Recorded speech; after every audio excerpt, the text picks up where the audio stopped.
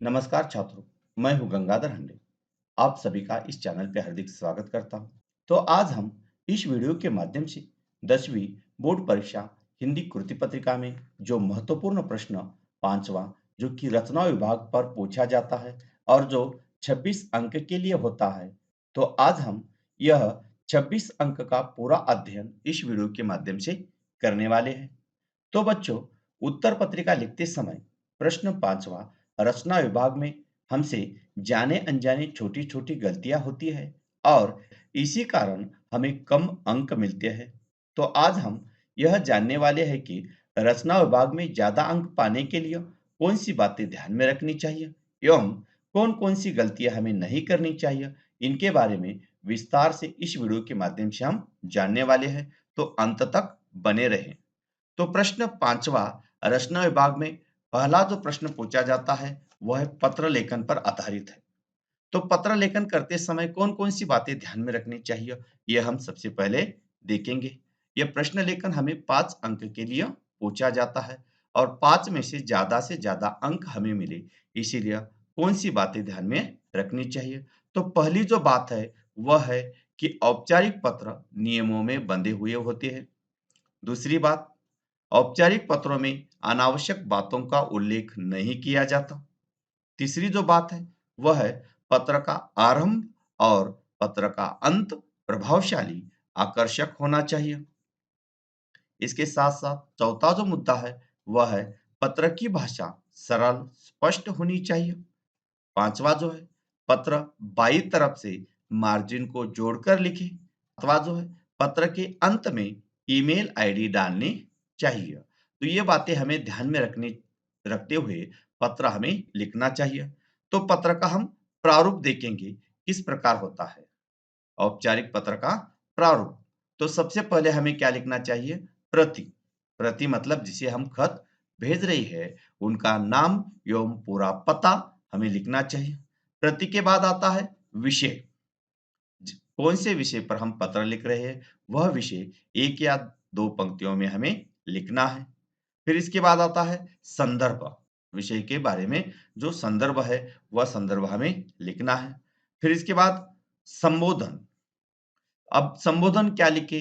तो संबोधन में महोदय, महोदया, माननीय, श्रीमान आदि संबोधन आप लिख सकते हैं।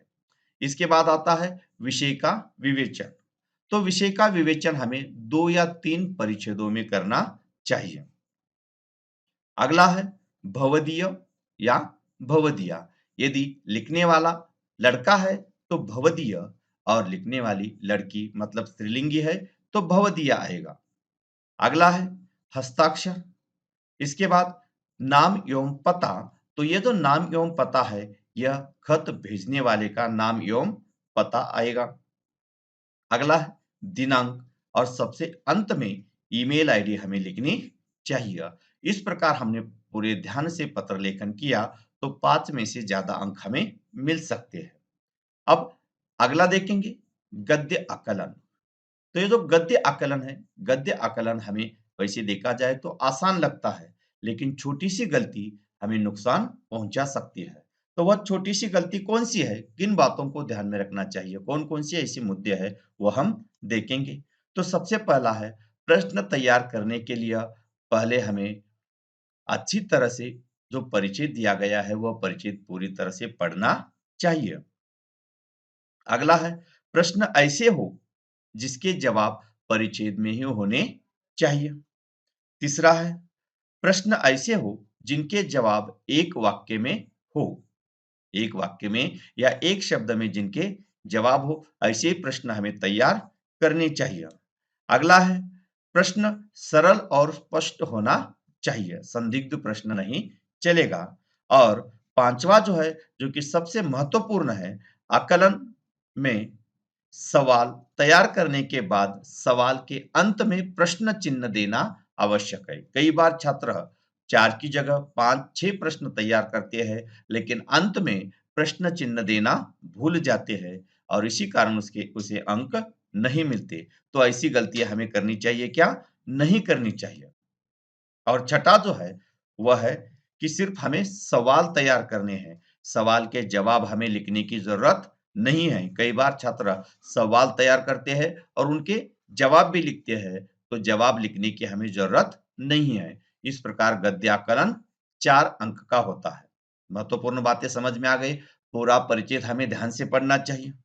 जो हमने प्रश्न तैयार किए हैं, वह प्रश्न परिचित के आधार पर ही होने चाहिए। तीसरा, उसके उत्तर एक वाक्य में होने चाहिए। और सबसे महत्वपूर्ण बात जो है, वह है प्रश्न के अंत में हमें प्रश्न चिन्ह देना चाहिए और सिर्फ हमें सवाल तैयार करनी चाहिए, उत्तर लिखने की आवश्यकता नहीं है। अगला देखेंगे कहानी लेखन। तो कहानी लेखन लिखते समय कौन-कौन सी बातें ध्यान में रखनी चाहिए, ये हम देखेंगे। तो कहानी हमें 5 अंक के लिए पूछी जाती है। तो कहानी लेखन करते समय पहली जो बात है, वह है कहानी की रूपरेखा। कहानी की रूपरेखा हमें 2-3 बार पढ़ लेनी चाहिए। फिर इसके बाद उस रूपरेखा के आधार पर हमें कहानी का वर्णन करना चाहिए। तीसरी बात है वार्तालाप एवं संवाद। कहानी में जो वार्तालाप आई है, जो संवाद आए, उसका वर्णन हमें करना चाहिए। चौथी बात है, ये जो कहानी है, कहानी 2 या 3 परिच्छेदों में उसका विभाजन करना है। पांचवी बात है, कहानी की जो भाषा शैली है, वह सरल एवं स्पष्ट होनी चाहिए। कहानी का प्रारंभ और अंत आकर्षक होना चाहिए। और सबसे महत्वपूर्ण जो बात है, वह अब तक ये जो कहानी पूरी 3 अंक की हो गई। अब चौथा और पांचवा जो अंक है, वह है इस प्रकार। सातवें मुद्दे पर है, वह है कहानी को आकर्षक शीर्षक देना चाहिए और कहानी में जो हमें ज्ञान मिला है, उस आधार पर सीख हमें लिखनी चाहिए।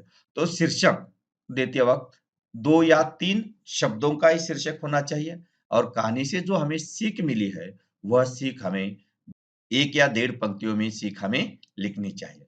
तो कहानी शुरू करते वक्त सबसे ऊपर, जिस प्रकार मैंने ये मुद्दे आपको बताए हैं, तो सबसे ऊपर कहानी लेखन ये शीर्षक दिया है। तो उसी प्रकार कहानी का जो शीर्षक है, सबसे ऊपर लिखना है और सीख कहानी के अंत में लिखनी चाहिए। बीच में 2 या 3 परिच्छेद में कहानी का वर्णन हमें करना है। अब कहानी के लिए अथवा है, वह है वृत्तांत लेखन। तो वृत्तांत लेखन करते समय कौन सी बातें हैं जो कि हमें ध्यान में रखनी चाहिए?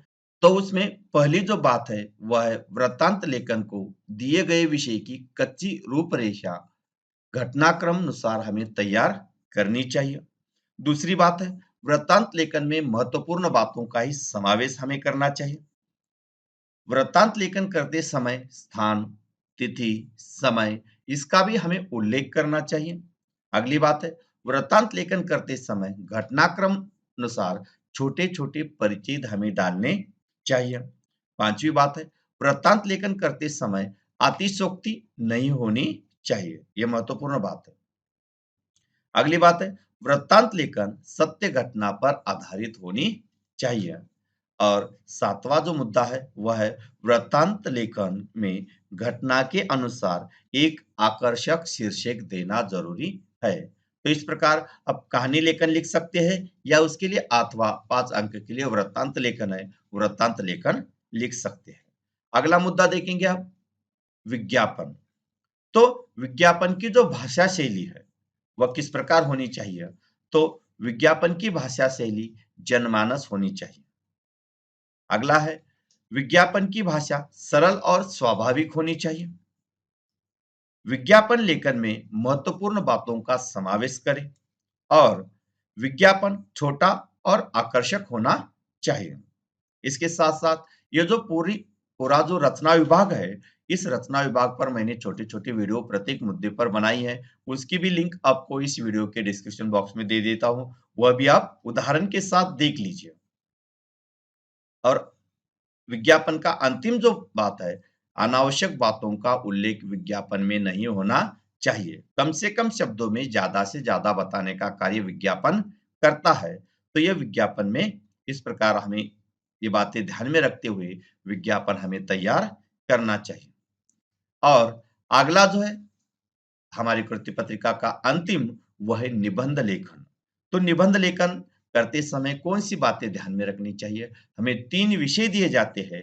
3 में से किसी एक विषय पर हमें 7 अंक के लिए निबंध लेखन करना है। तो निबंध लेखन करते समय जो 3 विषय दिए गए हैं, उन तीनों में से किसी एक विषय पर पूरी रूपरेखा आपको तैयार करनी है।